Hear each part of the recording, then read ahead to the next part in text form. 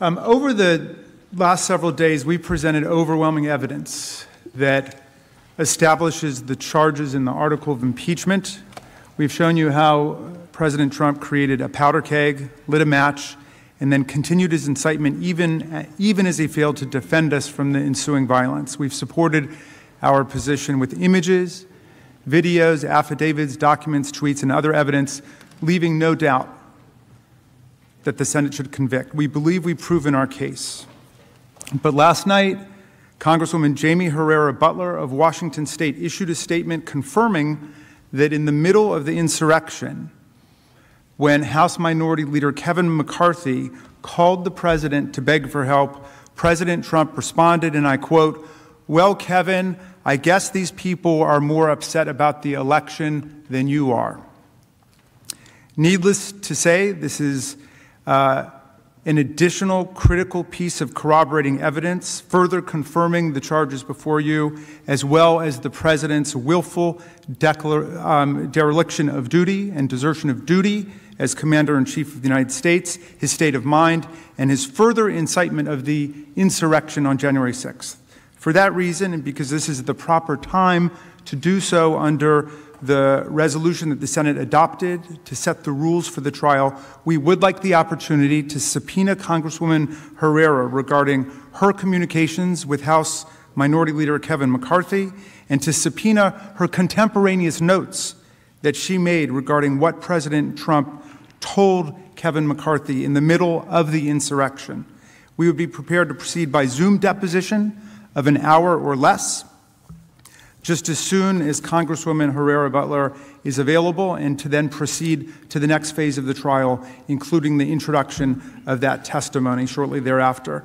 Congresswoman Butler further stated that she hopes other witnesses to this part of the story, other patriots, as she put it, would come forward, and if that happens, we would seek the opportunity to take their depositions via Zoom, also for less than an hour, or to subpoena other relevant documents as well.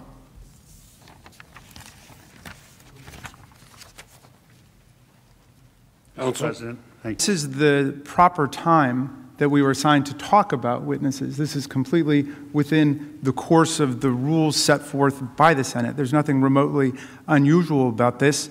I think we've done an exceedingly thorough and comprehensive job with all the evidence that was available. Last night, this was breaking news, and it responded directly to a question that was being raised by the President's defense counsel, saying that we had not sufficiently proven to their satisfaction, although I think we've proven to the satisfaction of the American people, certainly, that the President, after the breach and the invasion took place, was not working on the side of defending the Capitol, but rather was continuing to pursue his political goals. And the information that came out last night by Congresswoman Butler, apparently backed up by contemporaneous notes that she had taken, I think will put to rest any lingering doubts raised by the President's counsel, who now says he wants to interview hundreds of people. There's only one person the President's counsel really needs to interview, and that's their own client.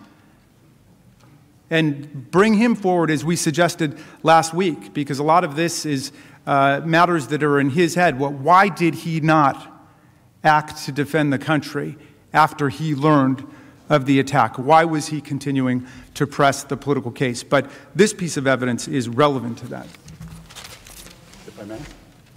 And finally, I was a little bit mystified by the point about the article of impeachment, which I referred to. The dereliction of duty, the desertion of duty, is built into the incitement charge, obviously. If the President of the United States is out inciting a violent insurrection, he's obviously not doing his job at the same time. Just like if a police officer is mugging you, yeah, he's guilty of theft and armed robbery, whatever it might be, but he's also not doing his job as a police officer, so it's further evidence of his intent and what his conduct is. If I may. Counsel?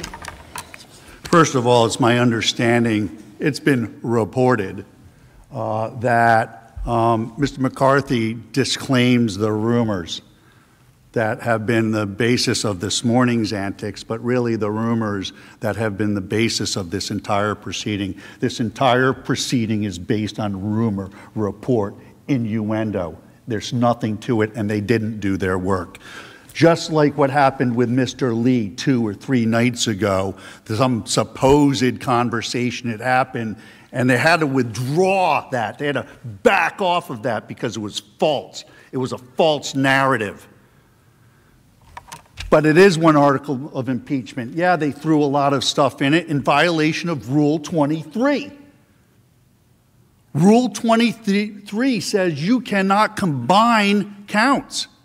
It's a defect in their entire case. It's one of the 4 reasons why you can vote to acquit in this case. Jurisdiction, Rule 23, due process, and the First Amendment. They all apply in this case.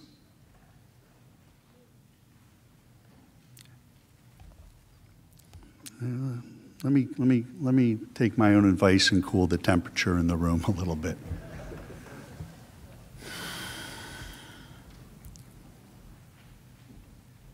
It's about the incitement. It's not about what happened afterwards. That's actually the irrelevant stuff.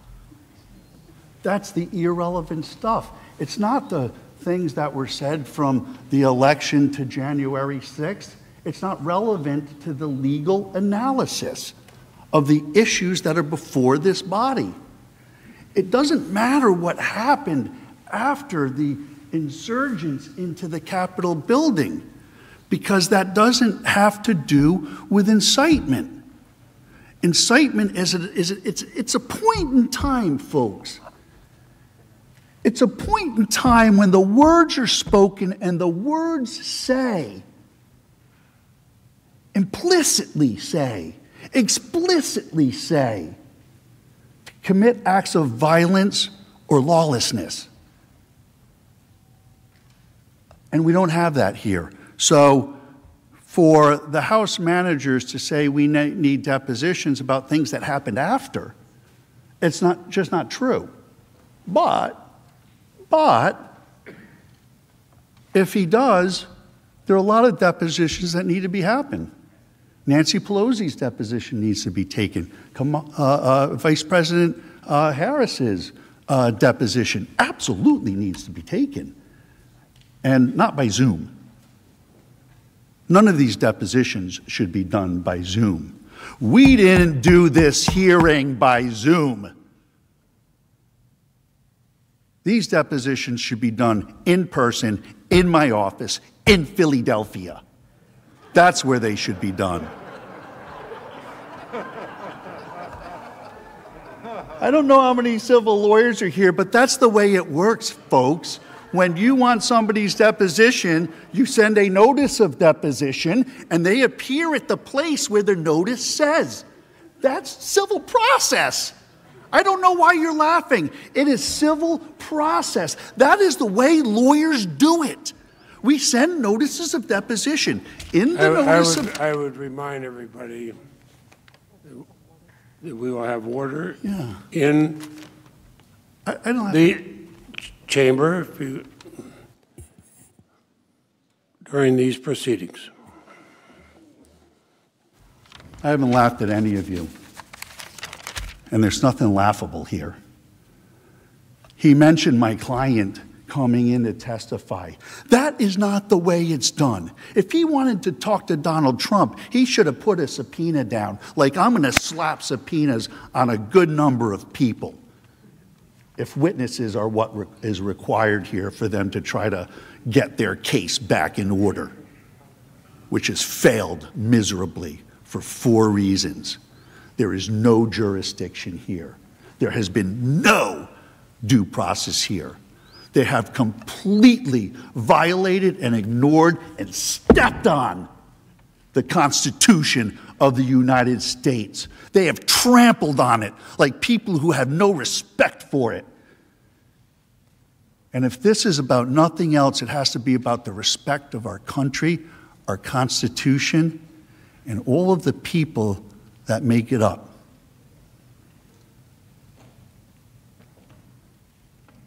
And so that I ask, when considering or voting on this witness matter, and to be clear, this may be the time to do it, but again, and everybody needs to know that the backroom politics, I'm not so much into it all, and I'm not too adept at it neither.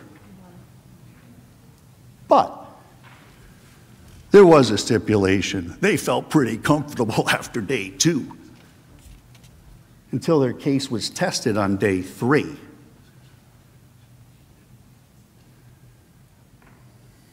Now is the time to end this. Now is the time to hear the closing arguments. Now is the time to vote your conscience.